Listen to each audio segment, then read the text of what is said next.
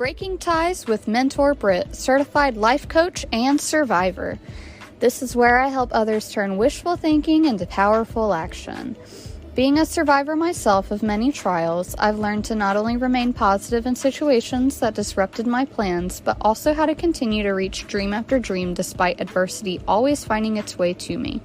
In this podcast, I share new topics daily. Let's go ahead and break those ties and turn wishes into reality together. I promise you, if I can do it, you can do it too.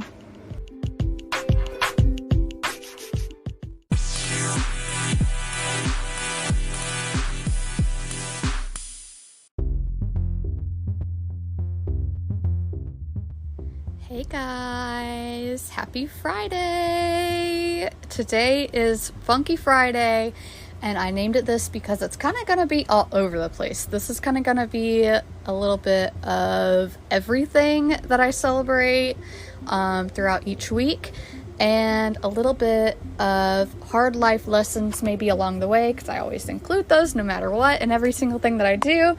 And basically just having fun and being proud of everything that I've come to and accomplished, and where we're headed and where we're going, and where I think you guys can go and grow too. So today's Funky Friday. Today's topic is celebrating growth. I'm going to specifically be talking about lessons learned, growth in my stats, facing fears, the journey of overcoming and going outside of my comfort zone completely, especially with this podcast, because guys, this is nothing like videos and it's nothing like anything I've ever done before. As Dr. Drew put it in one of the podcasts that I listened to yesterday, there's a lot to be learned, and I'm only my first weekend, and I can tell you I have learned an extreme amount already that is just blowing my mind. So thank you to every single one of you that are helping me get out of my comfort zone completely, and helping me move forward with my life and just kind of go and grow in the journey of life. So one thing that I want to talk about is about a month ago, before this podcast had actually officially been brought up and made into an item that is actually now across, I think I'm at like 7 platforms now. Before this had been like made into material, there were different things that I had told myself for years now, but specifically about a month ago, I did place a spell on myself. I kind of do a little bit of magic work on the side of where I am with my spirituality. And one of the spells that I placed on myself, normally it's about manifesting and growing into things and just getting better at being who I am authentically. But this spell specifically, I noticed a really overwhelming amount of negative energy, and I couldn't pinpoint exactly where it was coming from. It was very confusing.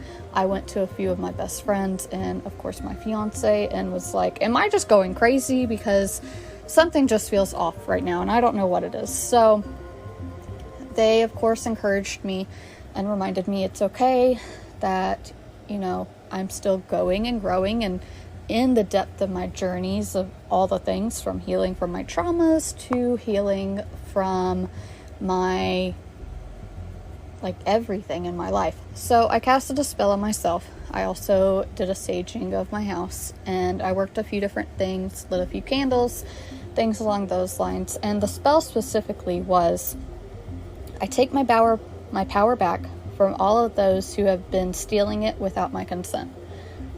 And this is something I've done before, but I haven't done it in about 2 years. So before, when I did it, this is when I realized that my power and my energy was being stolen from my then ex, who I ultimately was able to completely get away from way extremely faster than I thought even possible.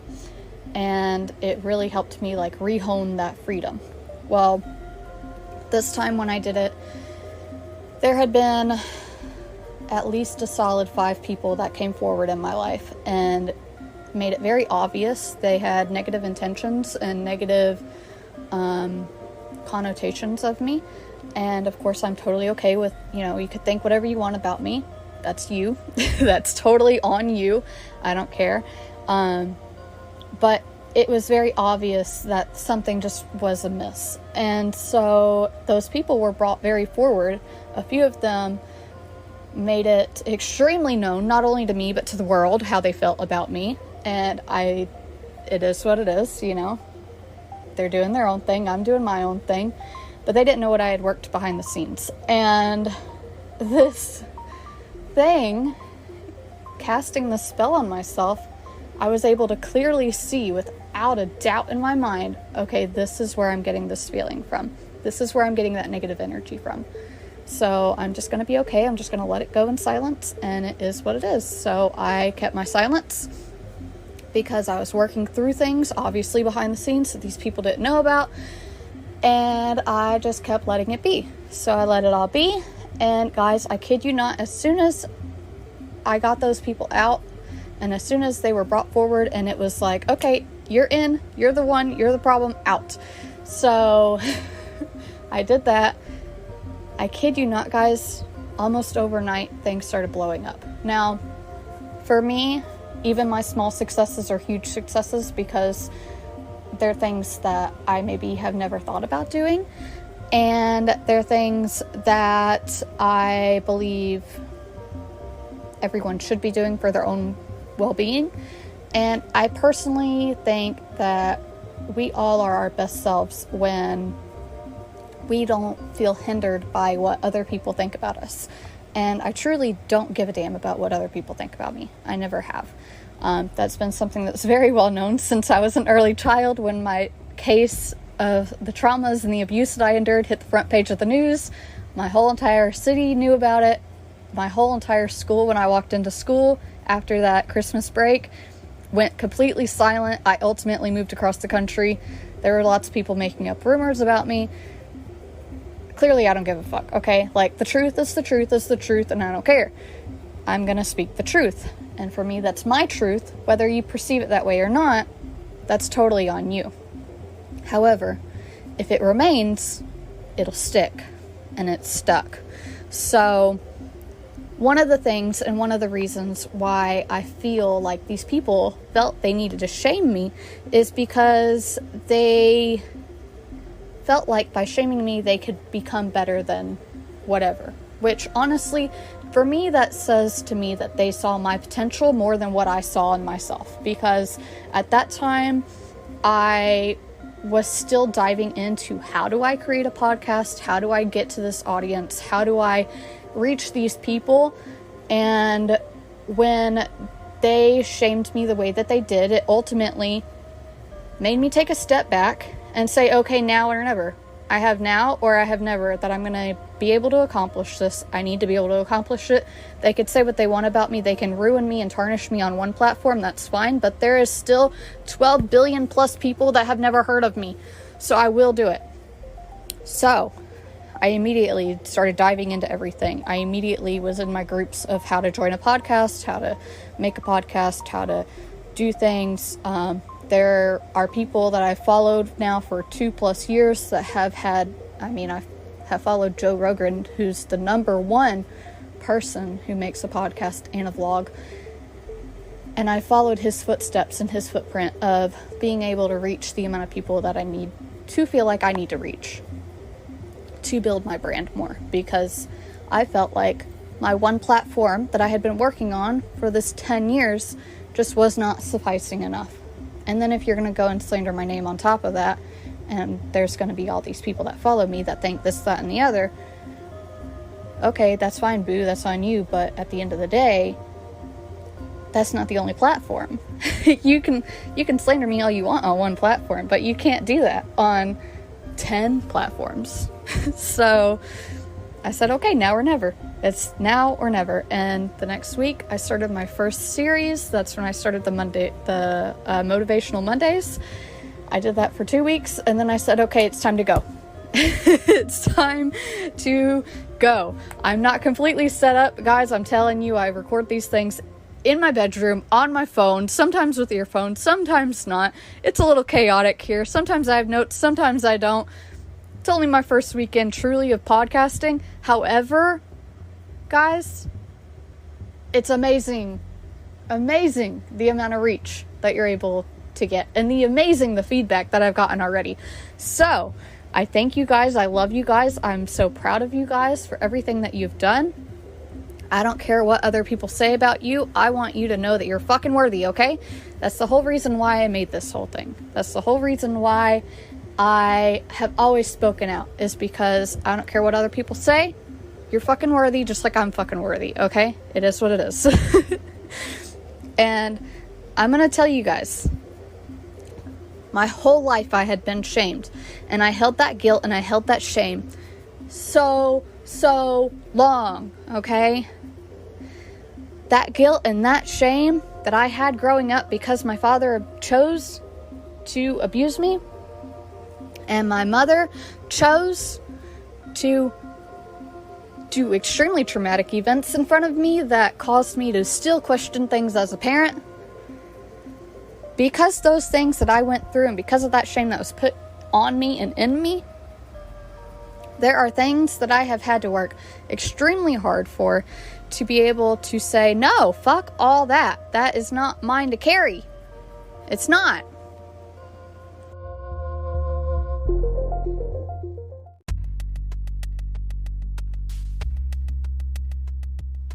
All of that shame and guilt is not mine to carry whatsoever. Anytime, anywhere.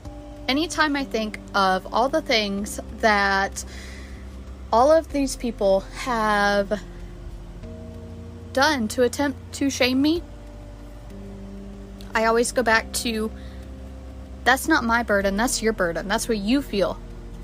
That's on you. You feel that way. Growing up, one of the things I always felt was I was the reason my parents' marriage was ruined. I knew my father was a cheater. He happened to be cheating on his wife with me, his daughter. But it was not something that I consented to. It was not something that I wanted. It was not something that I enjoyed. It was something I actually continued to fight and fight and fight and fight and fight hard. But I knew.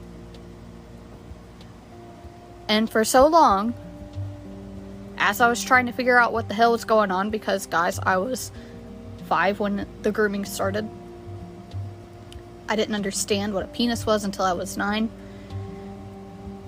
And then by the time I was 12, I had a miscarriage. And that's when shit hit the fan. That's when he realized it needs to stop. And everyone that I knew tried to say that it was my fault for all my life. And you know what? It was clear as day as soon as I got out that none of that was my fault. It took me into high school and I realized nothing that was ever done to me as a child was my fault. It was my truth, yes. It was my experience, yes. But it was not my fault and it was not my doing. I do, however, feel that I was given these burdens and I was given these experiences and I was given these traumas to reach more people because I have something that many others don't. And that's an overwhelming amount of traumas that have occurred in my childhood to degrees that others can't even fathom. I mean, it literally had my lifelong therapist shaking in her pants.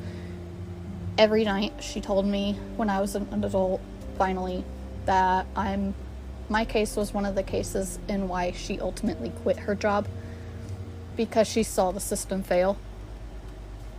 And she was tired of seeing the system fail, and I can't blame her at all. She told me that my stories that I would tell her, who's also a survivor, and it's happened to not only her but other therapists that I've seen, that the stories that I would tell them would ultimately send them into the fetal position at night, scared to death, because they would be so beyond triggered they didn't know how to get out of it. So there are things that I believe that I've endured so I could reach more people and I can give hope to more people that you can go so far and beyond what happened to you and what you endured and all of those different things. But none of those things, none of that trauma, none of those burdens that your ancestors gave you are yours to carry. They were simply given to you temporarily in this life so that way you could build and you can reach far and wide beyond others. That's what I simply, truly, without a doubt feel. It's one reason why I'm so extremely open. It's one reason why I have the core beliefs that I do. And it's one reason I fight so fucking hard for my own kids. What my father did created a lot of shame in my family. It created a lot of shame within even my cousins. It created a lot of shame in my uncle, who immediately had to switch positions. It created a lot of trauma for not only me, but for others in my family. And what he did was dishonorable. And what he did was for his own sake. But what he did is not something that my family needs to carry any longer. What he did will never change. But me and my cousins and my family, we are still honorable. Which is why I speak the fuck out all the damn time. Because I want others to see my family and go, oh, yeah, you did have that happen in your family, but look at what came from it. And it's not just me. It's far from just me. I see so much and so many other parts of my biological family where the traumas have shaken for generations, which is why I speak out, so that way we can rehone our truth and rehone that honorability that I believe we personally deserve. Yes, my father's actions will never go away. They won't. He chose to do the things he did. However, him choosing to do the things that he did does not define anyone else in my family but him. And this is something I speak to my cousin about frequently, who I've recently reconnected with after 13 years of not talking to each other. My cousin that I freaking dearly love, and she knows it. And it's something that no matter what people shame us with, it's because they feel that way about it. Not because you feel that way about it. I was never ashamed of the abuse that I was enduring. I wasn't, especially in the moment, because I fucking fought, okay? I'm here. Every day I remember fighting for my life. Because the occurrence has happened every day for 7 years. I fought. But I wasn't just fighting for me. I was fighting for everyone else who had ever endured anything similar to what I endured, or was going through anything similar to what I endured. Physically, mentally, emotionally, spiritually. Because frankly, what was done to me affected all of those areas of my life. And frankly, I'm still honorable and deserving of having all of the desires that I have in those areas come true. So what the shame of other people put on me, that wasn't for me, that was for them. That was saying they personally feel that way.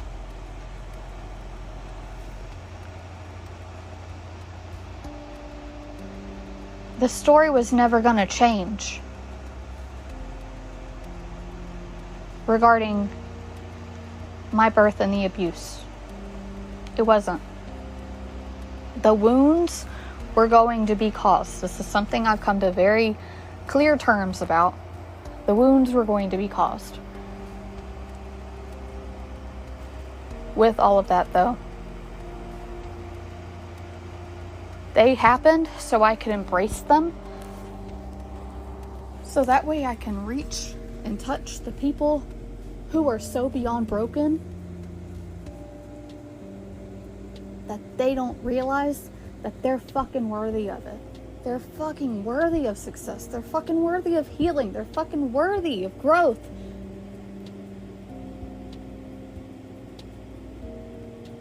I speak out because it's my way of healing. I have always written as my form of healing. I have always spoken as my form of healing. This is not the way everyone does healing, okay? It's not and never will be. That's something that will not ever change. However,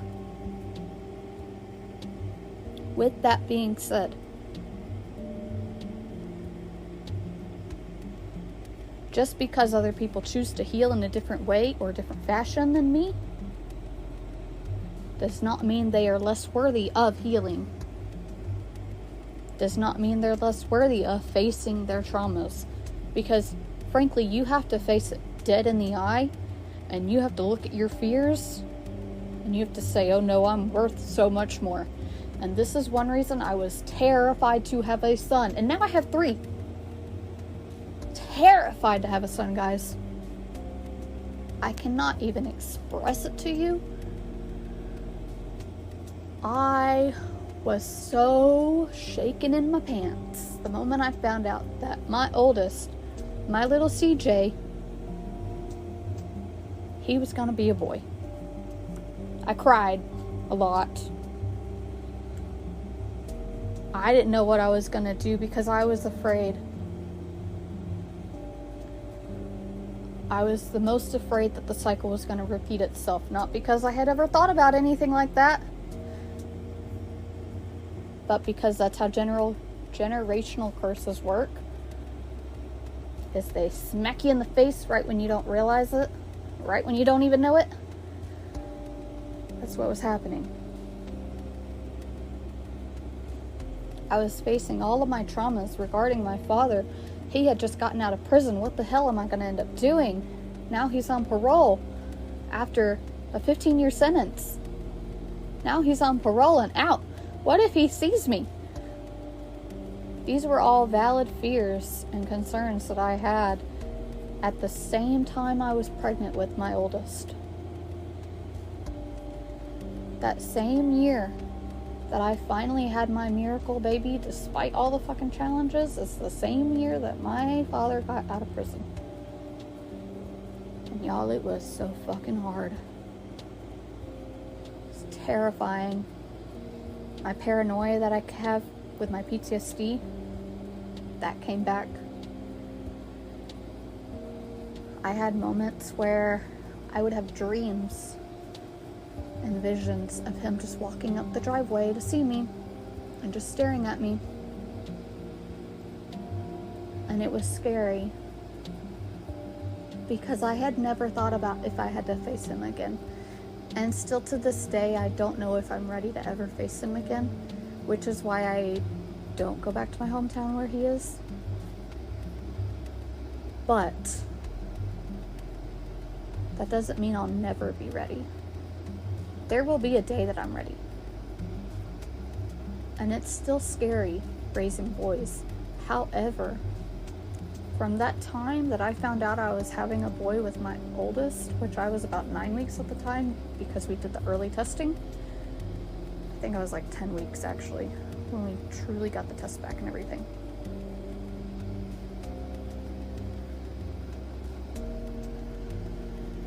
When we found out that he was a boy, and it was so scary for me. The one thing I knew is that because of it being so fucking scary, that meant I was gonna work and fight that much harder for my boy. To not have to go through anything that I had gone through as my father's daughter. Because that father-daughter relationship had long been gone. Before the abuse physically started, that relationship was gone.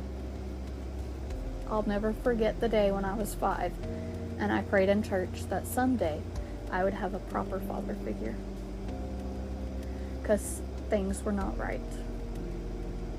And I didn't understand what it meant. I didn't know anything about what I was going through or what I was going to go through in the future. But I knew that that relationship was not where I wanted it to be. And I knew someday, if I had a son, I would have to prove to myself and probably others that I was not what my father was. But that story of what happened to me will never change. The stories of the things that he did to me will never change.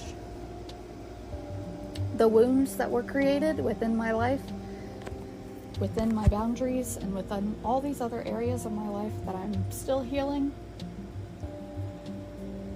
those stories wouldn't change on how they were created. But I was never going to hold shame towards them. I was never, ever going to allow someone to shame me for having those wounds that were created. And I was never going to let anyone tell me I wasn't fucking worthy of being a parent. Because regardless of what was done to me, that just gives me more ammo to do so much better.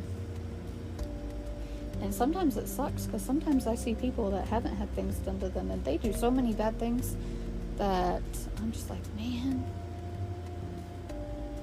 if only you knew the child's perspective on that as a survivor. Fuck.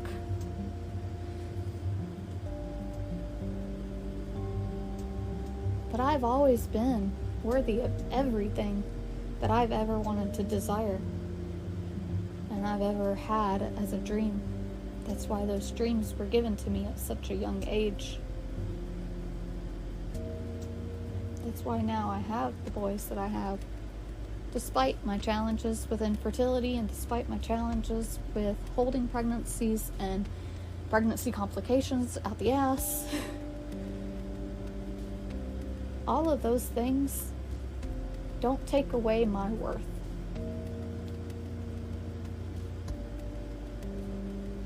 And I want you to say it with me. I'm worthy of having all the things that I desire. Because I promise you, you fucking are. I don't give a damn what others say about you, tell you. I don't care. That is how they portray themselves. That is them talking to themselves, trying to put their feelings on other people because they are not willing to face it. Plain and simple. They cannot look in the mirror. I want you to go look in the mirror. And I want you to say, I am worthy of having all the things I desire. I am worthy of having all of my power back, especially from those who have been stealing it without my consent. I promise you guys, if you do this for a week, even if you just do this for a few days, you're gonna see things in your life change. If you truly hone into it and you truly are saying it because you want to grow, you will see change. It may make things hit the fan a little bit, but I promise you, if you remember that you're worthy. You're worthy of success. You're worthy of your desires. You're worthy of your big family. You're worthy of that dream car. You're worthy of that however $1 million you want to have. You're worthy, okay? You're worthy of having the TV or the blankets that you want to have. You're fucking worthy. You're worthy of having the love that you want. You're worthy of having the kids that you want. You're worthy of reaching the amount of people that you want. Your voice can go so far. And you don't even realize it. With all of the energy put to your gut, go to the mirror and say, I am worthy of having all the things I desire. And I will take my power back from all of those who have been stealing it, especially without my consent.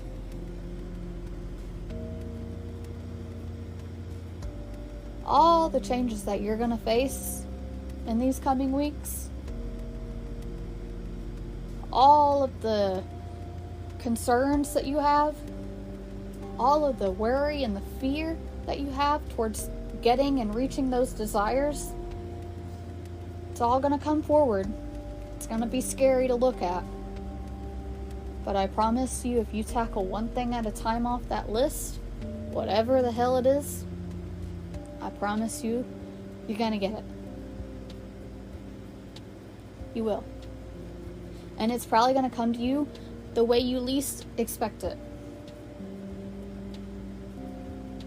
2 weeks ago, I printed the plans, the building plans, to have this extremely vintage cradle I had been wanting for my babies for a long time, but I had never gotten it. It's extremely hard to find. It's one of those that literally it probably costs about $1,000 if you go to an Amish store. Extremely sturdy, very big. It rocks, it sits still. Like I said, it's very big, bigger than your average cradle. And it's built to last. Out of nowhere, guys, I found it on the marketplace on Facebook. And I saved it.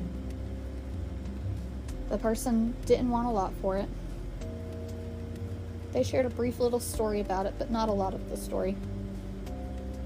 And I saved it because I wanted it. I wanted something along those lines. If I couldn't have that exact one, that's fine. I could just go build it. Because we've done a lot of woodwork in our house. We know how to do those things.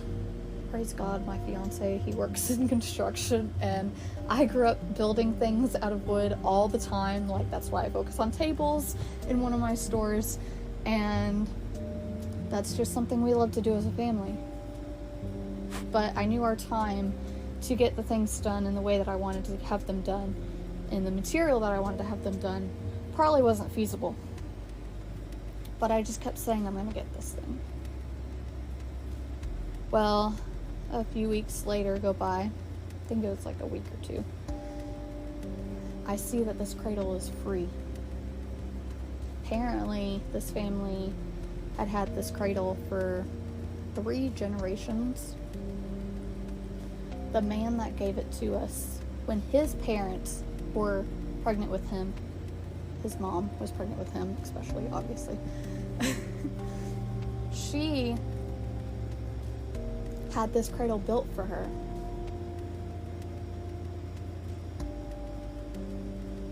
Nothing fancy put to it. No carvings or anything like that. But she had the cradle built for her. Then the father that it was built for,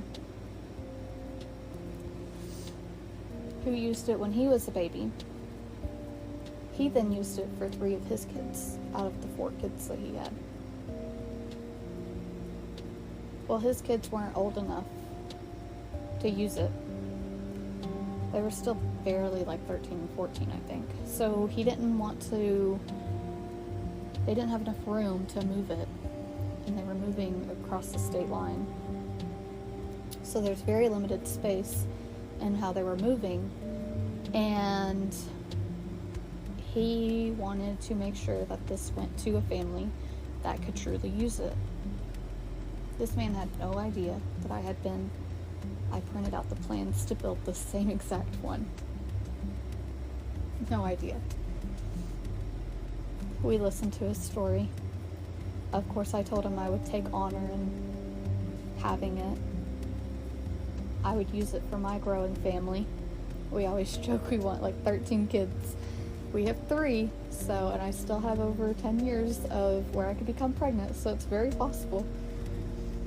And I told him we would honor that cradle and we would use it and we would pass it down and we would keep going with it.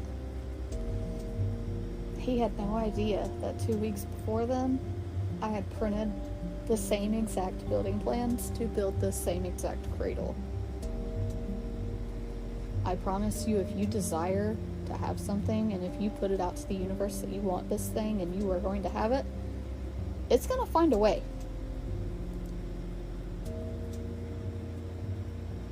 My biggest goal with everything that I've spoken out about, all of the years, all the platforms I've been on,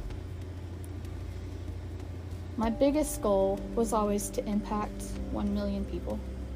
Just one. It's a million, yes, so it's a lot, but 1 million people. I, of course, couldn't do that on just Facebook. I probably could. I mean, there's 2.89 billion users on Facebook. But when your name gets slandered a few times over the few years, I've watched my following grow tremendously. I thank God for my followers. I love my followers that have been with me and my friends that have been with me for over a decade. Y'all truly rock. You don't know how much you inspire me constantly. You don't know how proud I am of watching you grow into who you are. But that was my main platform that I'd always used. And I knew in order for me to reach my 1 million people, I needed to branch out. Slowly, I got into Instagram. However, I've had to reboot that a few times. I'm still in the process of rebooting that. That has 964.8 million users. So those two combined, I could probably reach my 1 million, right? But that's not all. Then TikTok came.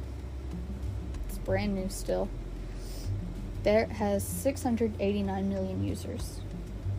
I've actually kind of built a following on there, but it's not very big, and I'm still in the process of figuring it all out because it is so new. And like I said, the videos I've done before were nothing like a podcast. They were nothing like a TikTok. They were nothing like any of those like new trends. I never was into the 30-second videos. I never was into the traditional how-to videos, like super quick.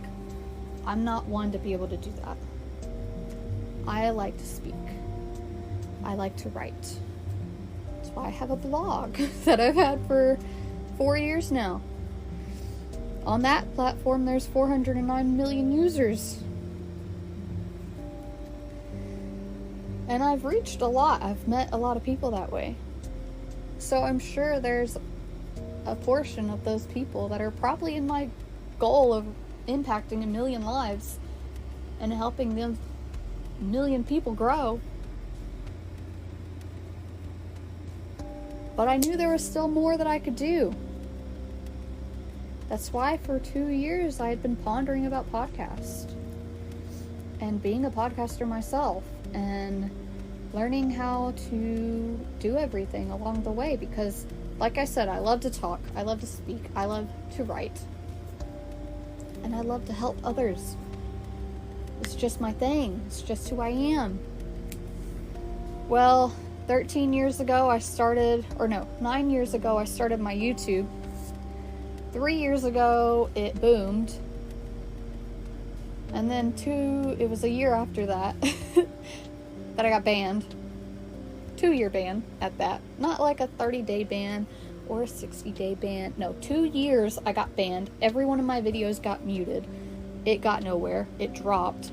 Everything dropped. Subscribers, everything. So ultimately I lost that platform for a while, but then when I restarted my Motivational Monday videos, I said, why the hell not put that on YouTube? Why not? So of course I saved it, went over to YouTube, rebranded my YouTube, and started putting it up. Well, in 1 month, not even a month, because I didn't even start it in the first day of September. In less than a month, I've been able to get to the point where I am 20% away from my personal goal of being able to where I can monetize it. Now you tell me if that's impacting enough people or not. You can slander me all you want on Facebook, but you're not doing it on YouTube, and you're not doing it through podcasts. Now, this morning I just got another notification. We are on another platform, which is huge. I think I'm on like 8 platforms now. 7 or 8 platforms now. Still waiting on Apple. That's a whole other deal. But still, that's a lot of people. So out of those platforms who listen to podcasts, on average, about 155 million listeners listen to podcasts. And at that, they listen to about 7 shows regularly, weekly. And the more posts that you have throughout the week, the bigger you grow, because obviously the more content you have. Which is why my Facebook grew exponentially all the time, because I post multiple times a day. My YouTube, I post almost daily. And I'm now getting to where it's easier for me to post throughout the weekend. So I save everything, I configure it all, and then I post it on the weekend. That's easiest for me, but there's like 6 new videos every week. So, and they're all long, because you guys know I love to talk. Most people can't sit there and watch 36 minutes or listen to 36 minutes on YouTube. So my subscribers, what they do is they typically save the video, watch portions of it while they're cooking, or they subscribe to me on YouTube to make sure that they have listened to all the content, and then come back and subscribe to my podcast as well. Because it's the same, mostly the same content. There's sporadic things that are different between the two. But they know. Now, I used to also go live on Facebook. However, I realized by not going live on Facebook as often and just sharing that there's a new episode on Facebook, I actually am reaching more people. Thank God I learned my lesson early on. But there's multiple platforms that people can reach me on. I mean, if you include my Facebook page, my personal Facebook, my YouTube, all the channels that have me for podcasting, all the different apps. I mean, we're talking like 8 apps now. People can shame me all they want on one platform, but they can't do it on 10. They can't. They're not going to. They don't have the balls to. But I have the balls to put content on all of these platforms, because my goal has been to help improve the lives of others. That's been my main goal. My main goal has always been to love on y'all and to pray about y'all and to help and watch you grow and us grow together, especially.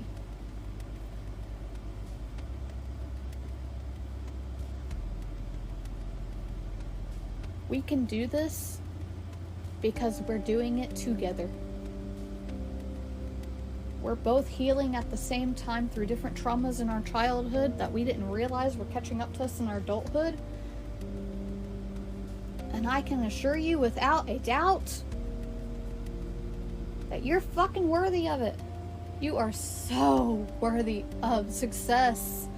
Please give yourself the credit. Please. And if you don't believe in yourself right now, that is totally fine.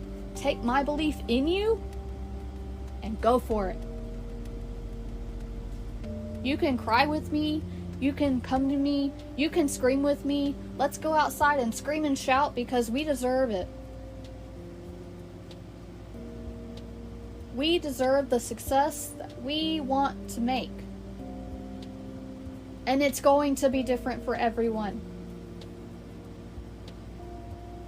Every single person has their different desires. Every single person has their different goals. But please, please give yourself more credit, just like I need to give myself more credit. There's so many times that I look back and I say, how the fuck did I not know that? How did I not see that? Because I didn't give myself credit in those times. And it happens a lot more than I'd like to admit. It just does. But one thing is for certain, and that's that my worth doesn't change and your worth doesn't change. You're still worthy of it.